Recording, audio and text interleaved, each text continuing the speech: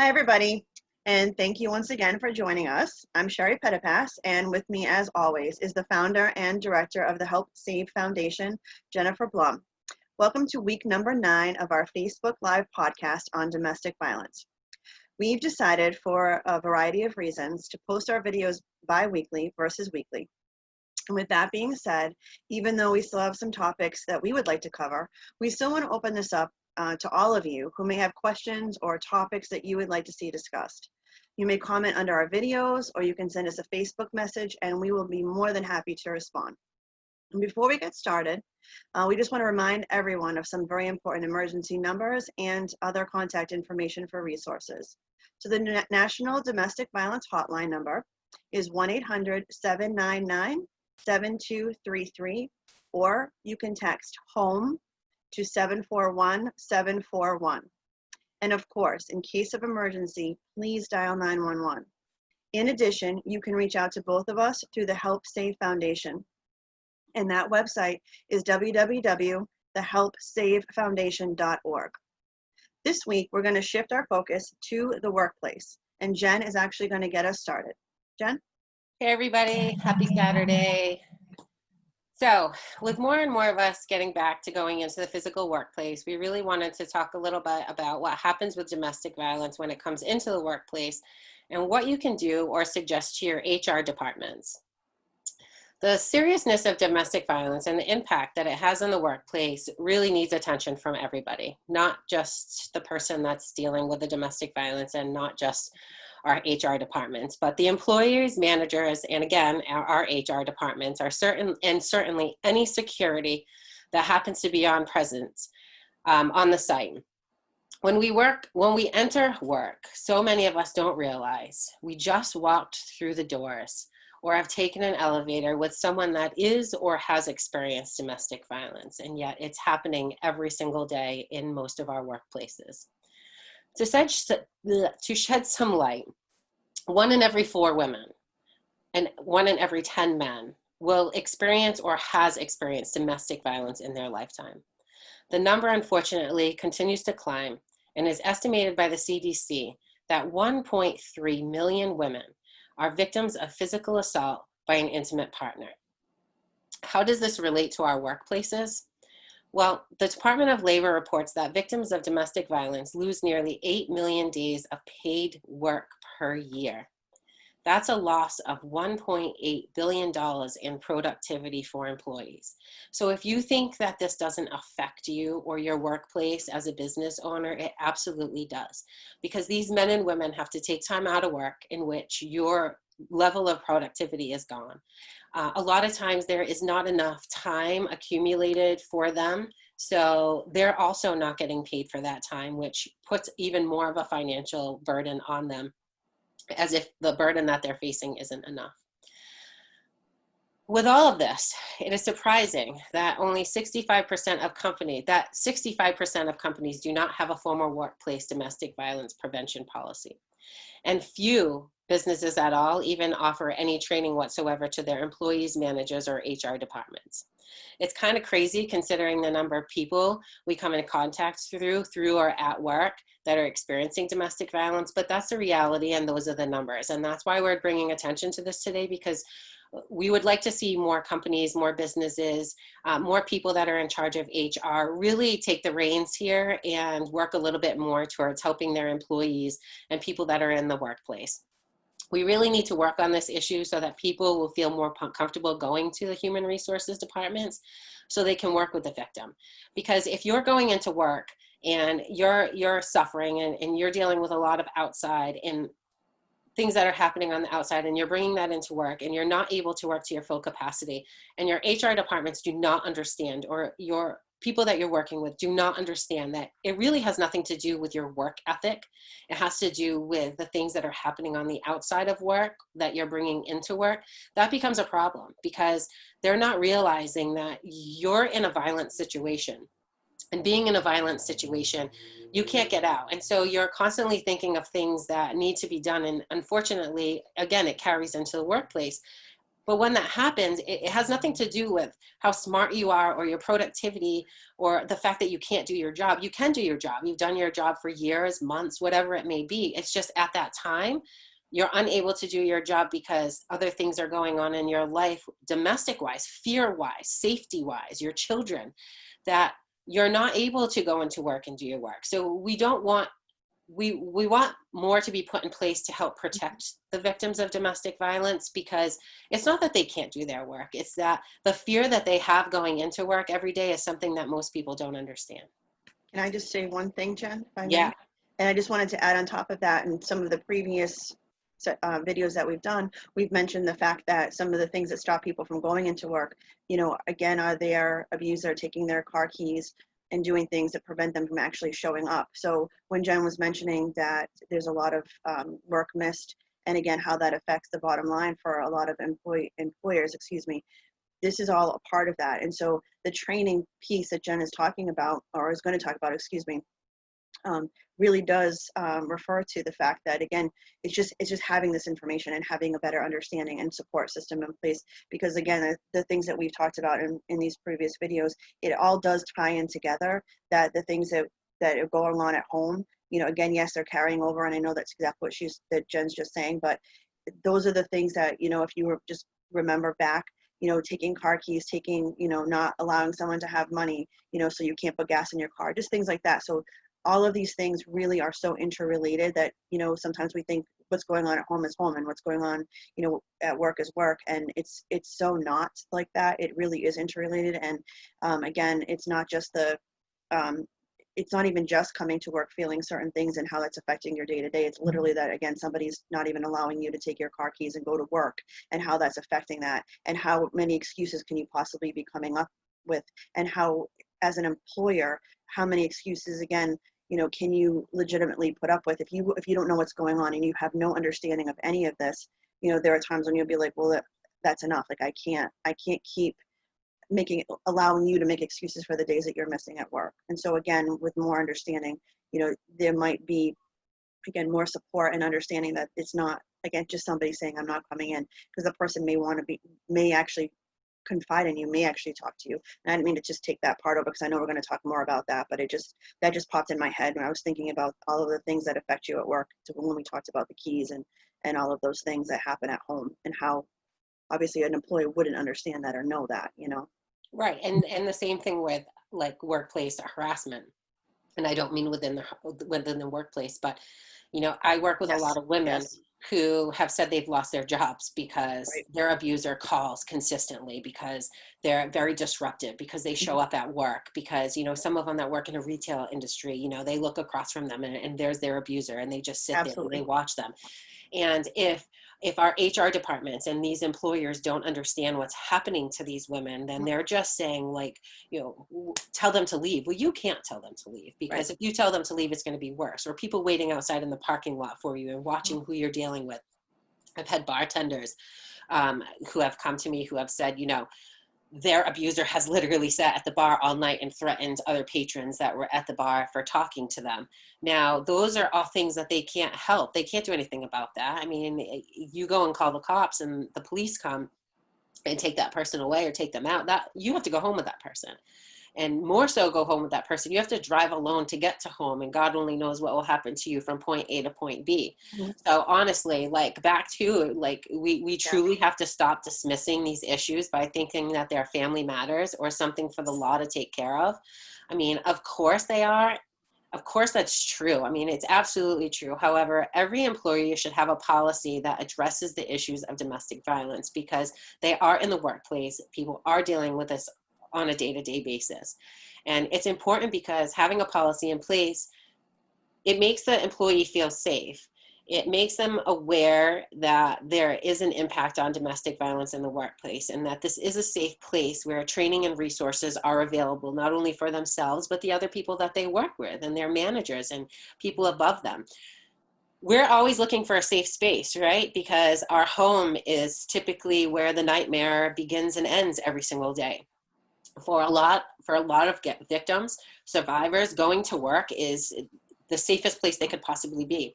We want to try to make that workplace a little bit safer. We want to help employers and people that are in management positions understand the dynamics of domestic violence in a sense that they're going to be able to help their employees.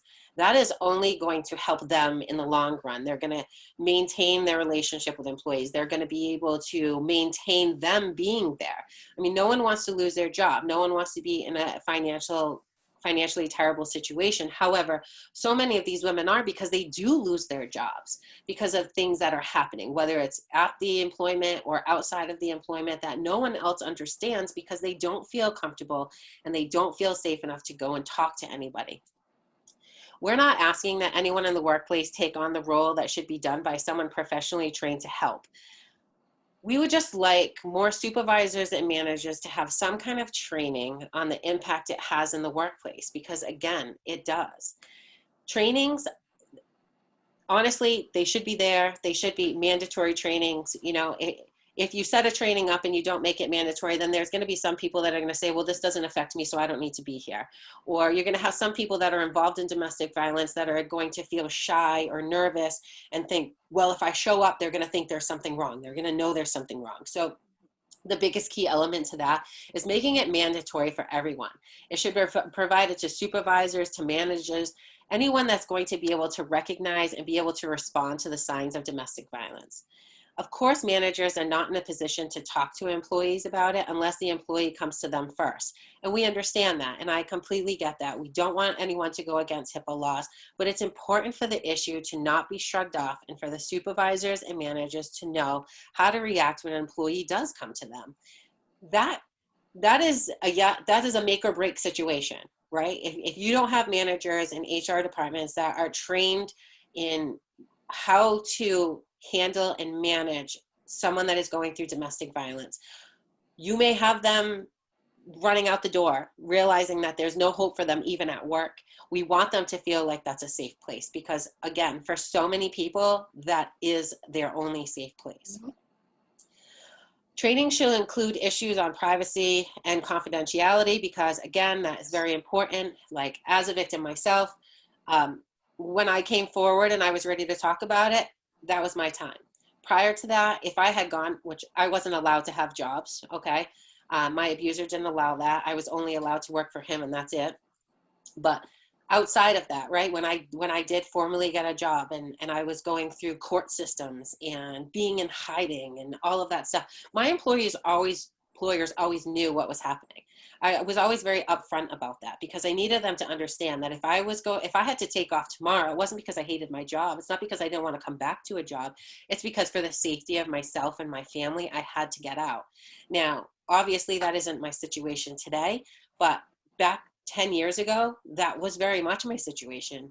I was lucky enough to be employed by a wonderful person who understood domestic violence, who understood that there were days that I was going to need off, that mental health wise, there were days just in court proceedings I was going to need off. But they were able to work with me because they understood it, because that was something that they were versed in, domestic violence. There's a lot of people that aren't versed in that. And that's what we're trying to push here is, you know, if your company, if your employer does not have a good understanding, this isn't something that you can't bring to them. This is something on the forefront these days. It's happening more and more. And you have the ability to go to your HR department and say, hey, listen, do we have any trainings for domestic violence? Do we have any policies for domestic violence? Like, who's here that, you know, someone could actually come and talk to that they're going to feel safe about?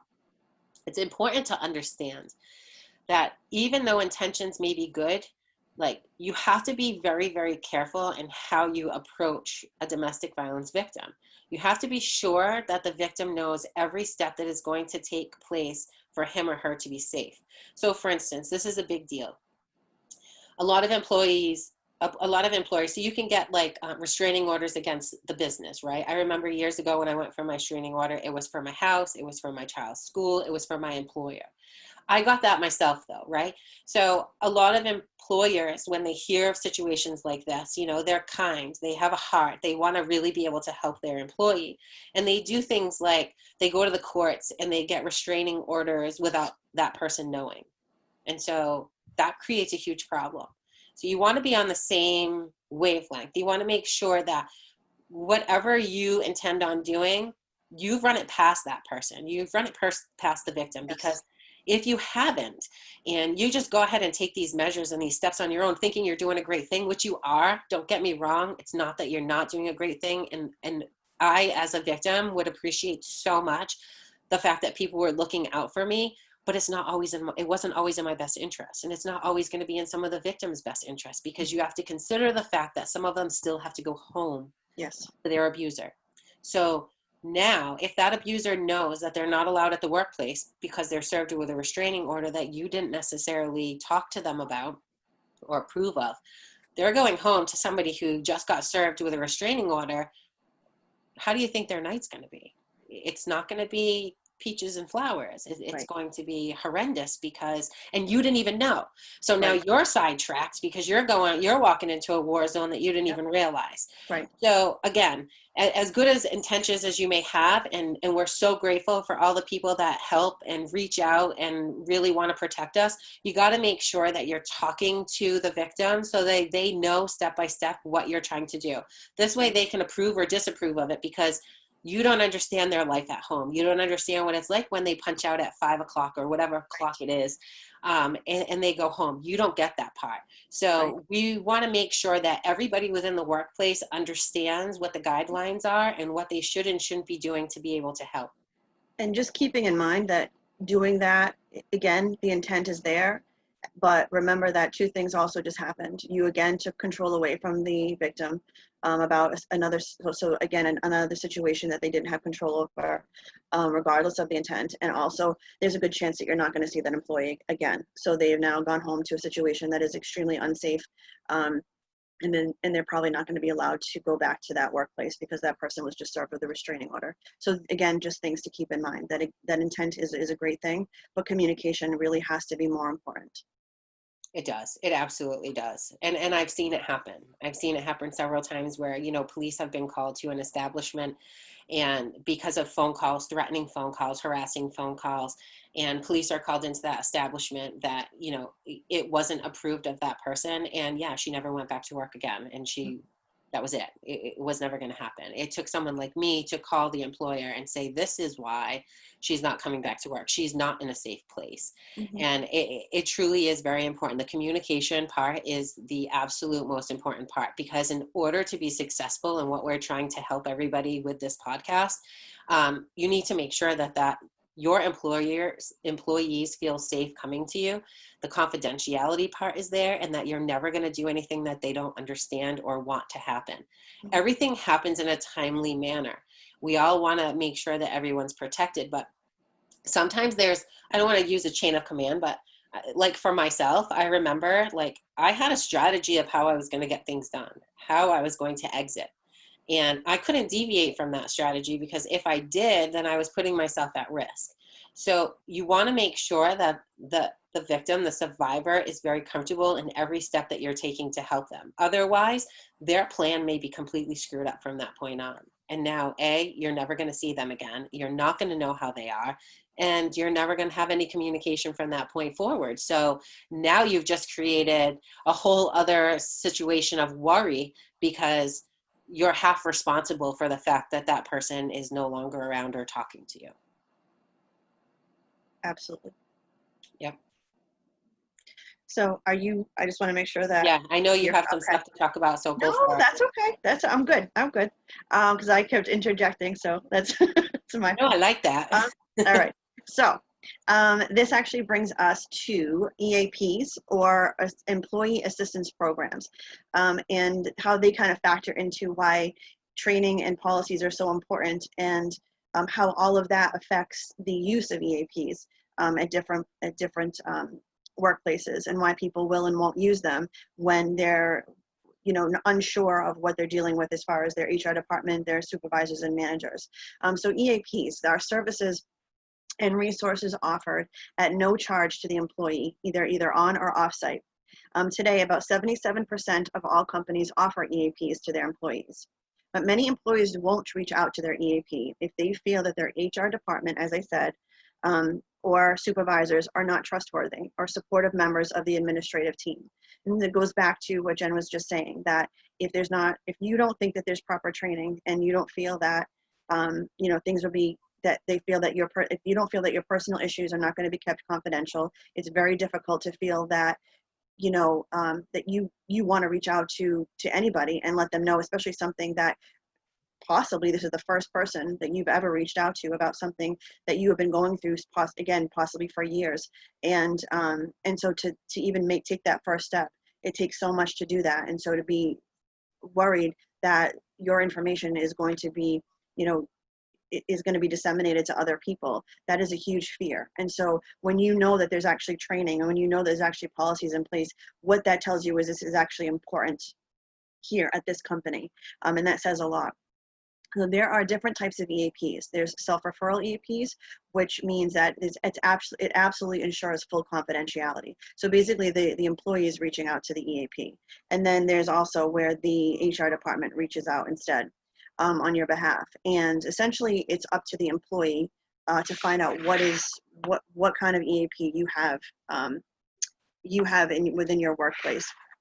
So I'm just going to speak to my own experience as far as what I do as a clinician. So I worked with some EAPs, and so how that actually works is I just get a phone call from an EAP representative, and the phone call usually they just leave me a message. There's not a lot of identifying information that they leave me. It's usually just maybe this person here's an example. This is not an actual example. I'm just off the cuff. Maybe this person is experiencing a bit of stress because they're going through a divorce. They just need some extra support. They might tell me the gender, and then they might just say they're looking for their availability is every night after 5 o'clock. The reason they tell me that part is simply to make sure that I actually have that availability, because they're not trying to waste anybody's time. And so I just get back to them. I have a reference number, so I don't even have the person's identifying information. I don't know their name, nothing. And I just call them back and I just simply say, actually, I have availability, and that's definitely, and then I let them know, whether or not I can possibly fit them. I can fit them in, that I could take them. And I usually sometimes ask the age, just simply because of the ages that I take in my practice. And then they'll let me know, if the person is still in need of a counselor. And then what they do is they give that person my information. I do not contact them. It is something that they get to decide if this is still something they want to do. Again, it's not forced upon them. They're not going to get an uncomfortable phone call from me. And then they contact me on their own, and I give them all of my information. So they get an email. A lot of people feel much more comfortable making that first contact either via email or text. They're not always ready to have a conversation, which is always okay. And then we talk, and then we figure out if I'm a good fit, and then we figure out availability, and we set up our appointment. And then the company generally pays for the first 2 sessions. And then what happens is the private insurance kicks in after that. And then I just work with the client. I've had some clients that we see each other a few times just for some extra support. And then I've actually had clients through EAPs that I've had now for years. So, there is something to be said about it.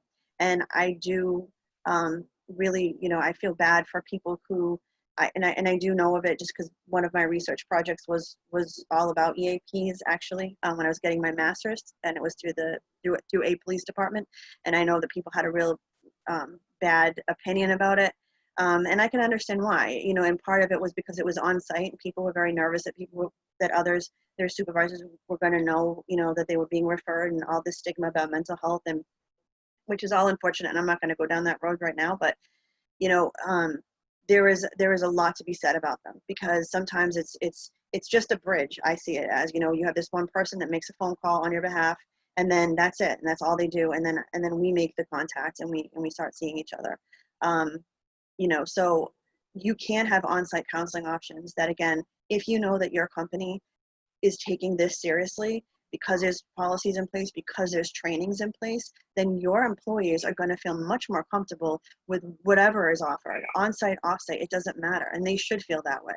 No one should ever feel that they can't say something. If they're told that this is an option for them, they should know that this is confidential. They should know that the reason that this is an option for them is because everything is in place for them to feel supported, and there's not a question about confidentiality. No one should ever feel like if I say something, again, there might be repercussions, or if I say something, whether we agree or we don't agree with stigma in mental health, the truth is if someone doesn't want you to know what they're doing, they shouldn't have to. It's still their personal business. Just like if they were going to any other doctor's appointment. So, you know, it's hard to believe if we take something seriously if we don't talk about it, if there's no trainings, if there's no conversation about it. And so again, just like every other policy, and Jen's going to talk a little bit more about that after, you know, if you see that people have policies and you see them, you know, and you read them and you sign off on them, you know, you can believe that your company takes this issue seriously. If there's nothing about domestic violence, then why would I ever want to come to you about something like that? I probably wouldn't, you know. And again, because I already feel like I'm at risk, you know, I'm afraid to go to my family. I'm afraid to go to my friends, you know. So now, just keeping these things in mind, that the more there's exposure, the more that you talk about something, again, the more someone's going to say, okay, I feel comfortable having this conversation with you because, again, I know that you've been trained in this. I know we have a policy about this, and I know that you take this seriously. And so I can hopefully have faith that you're going to keep these conversations confidential and that I can get some support and resources from you.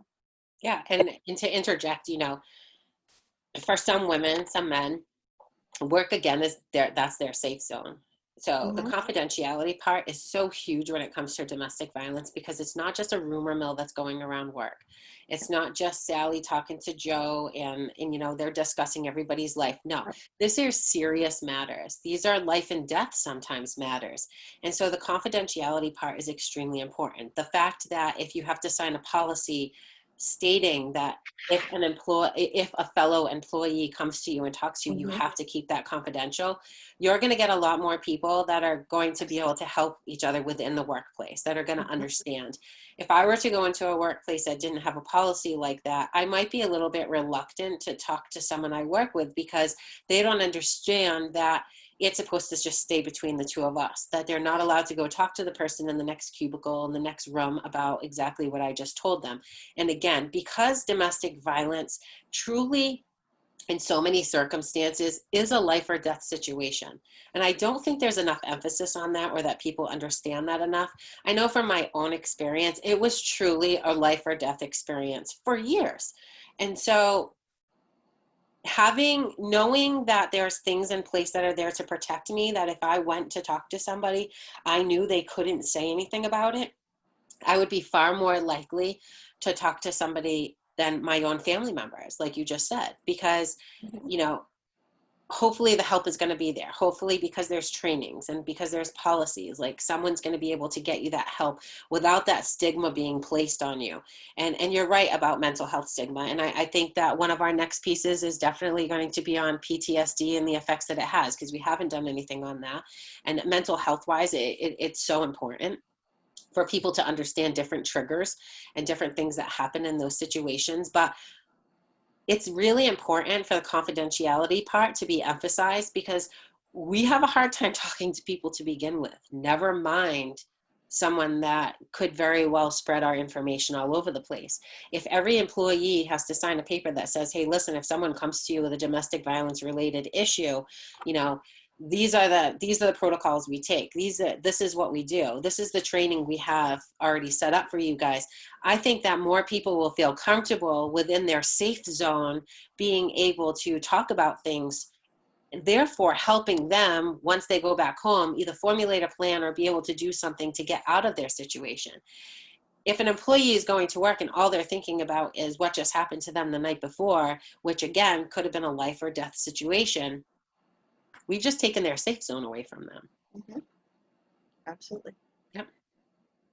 So on my end, I finished up on my end. I realized, I was like, oh, I went into the policy part, so I didn't mean to kind of like usurp your Yeah, part. no, So you're if you fine. want to finish up on the policies, that was good.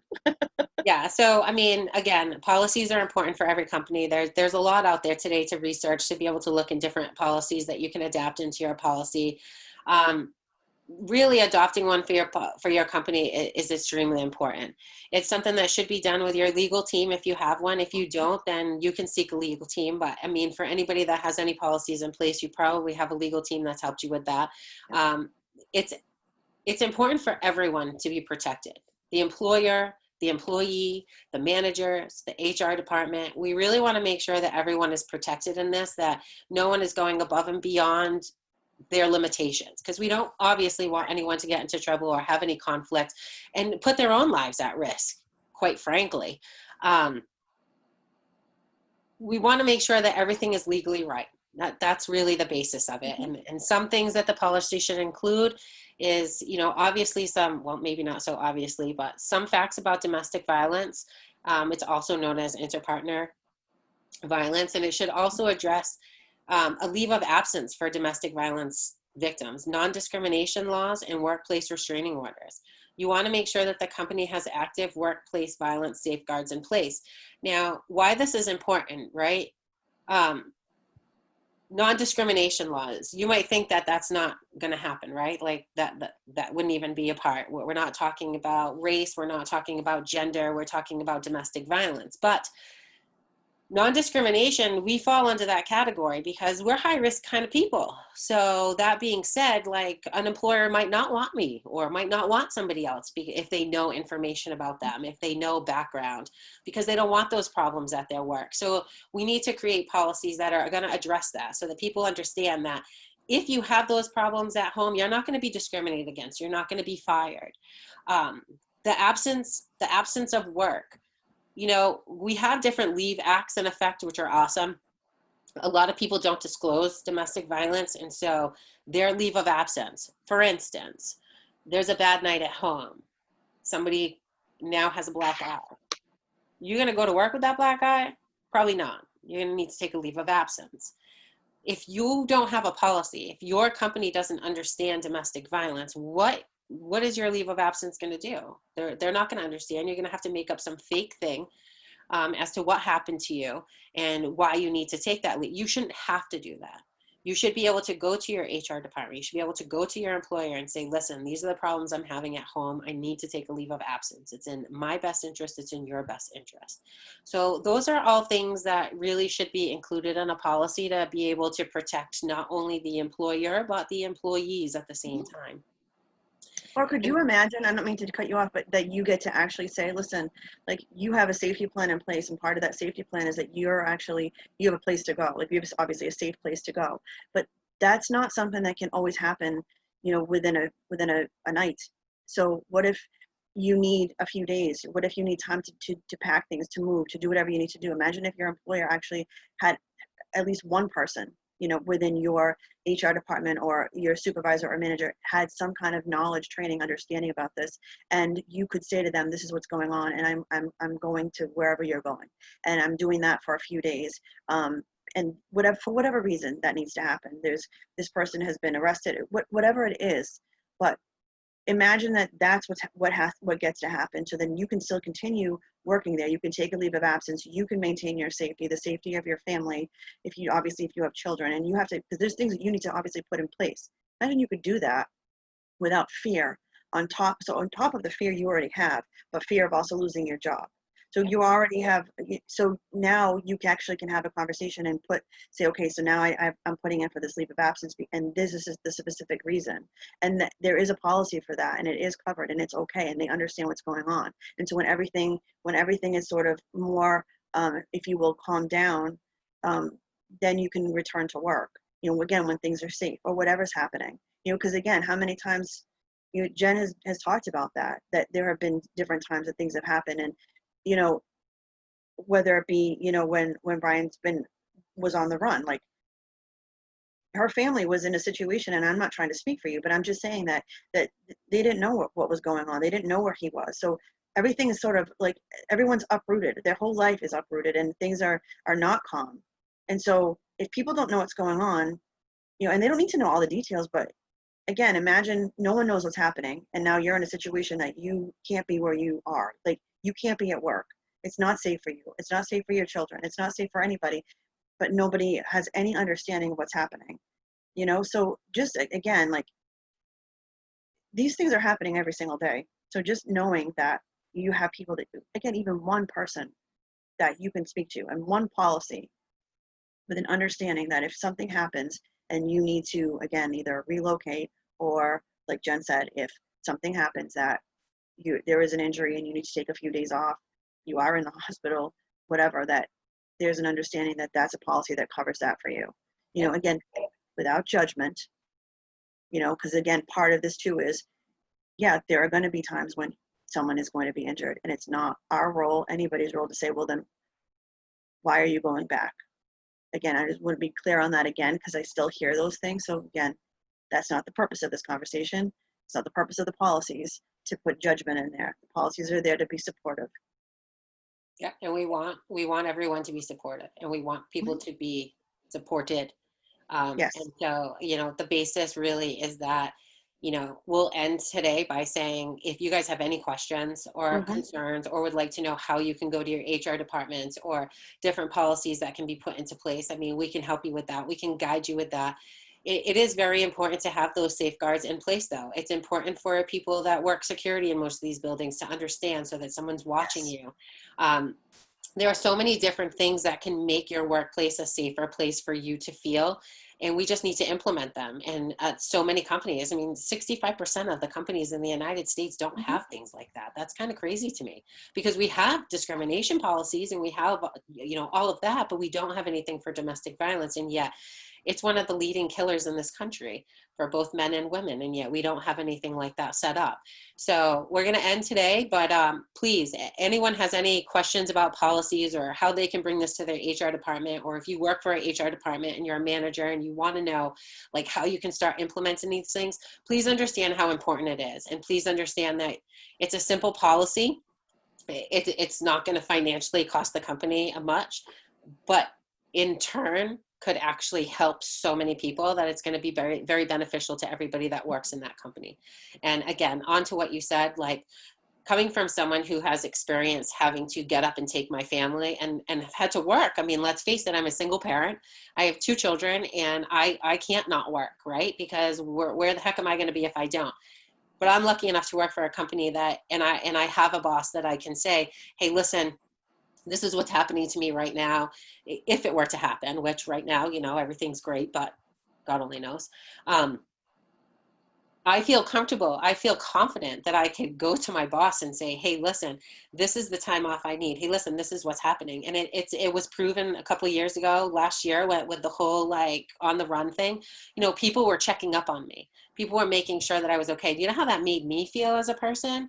I felt valued. I felt like I was doing a good job for my company because my company cared about me. And I was in a position where I could speak openly about what was happening, and I never felt ostracized. I never felt like anyone was talking behind my back. Those things just didn't happen because everybody within my office pretty much understood that, you know, I'm very open anyway about my life. Obviously, I'm here talking about this. I've been working with the foundation for 6 years now. Most of it's based on really putting my life out there. So a lot of people that are around me already have a great idea of what my life consists of. I'm not shy about that anymore, but there's a lot of people that aren't at the point that I'm at now. There's a lot of people that haven't healed as much as I've healed to be able to talk about this the way that I can today.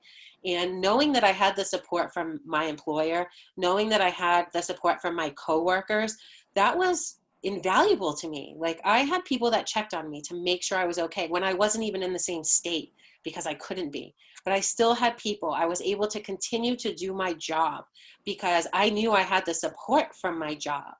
And that to me means so much. And again, I'm not physically in that situation anymore. I haven't been since 2013, but it's extremely important as the years go by to understand that these situations can reoccur, not with different people, but for instance, like I'm in a situation now where, you know, my abuser's on his 8th woman and we're going back to court again. It truly has nothing to do with me. But when it comes to a point where I'm needed, my job is going to understand that I'm needed. They're going to understand that it does affect me in some way. No, not physically. No, you know, I'm not having to take time out of work because I'm hurt or I need anything like that. But I do, because I need to help this process the best that I can so that we make sure that he goes away for a long time. But I don't feel uncomfortable talking about that with my employer. I don't feel like he's going to look at me and say, well, I don't have that time for you, or how are you going to take all those hours from work? Like, I'm not in that position. I'm in a great position with a great employer where I can talk about those things, and I can talk about it with people in my office and no one looks at me differently. That is so important. That empowers me. That makes me want to continue on this journey that I'm on to fight for people like him to be locked up for the rest of his life, because I know I have the support from not only my friends, but my coworkers and the people that I spend a tremendous amount of time with when I'm not spending time with my family.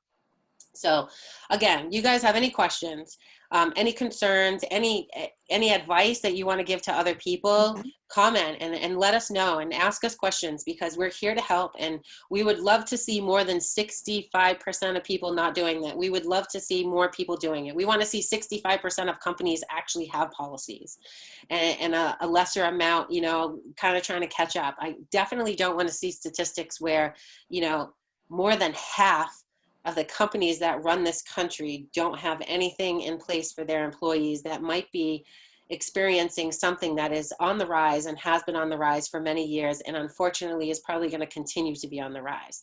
So let's step up and do what we need to do to make everyone feel safe and make sure all the laws are being carried through correctly and that no one is at risk here. So to end, we'll be back in a couple weeks. Any questions, comments, concerns, of course, feel free. We constantly are reaching out and making sure that we answer everything, so we appreciate it. We love the input. We hope you guys all have a great day. It's a nice hot one out there today, so go enjoy it, and we'll see you next time. Yep. Bye.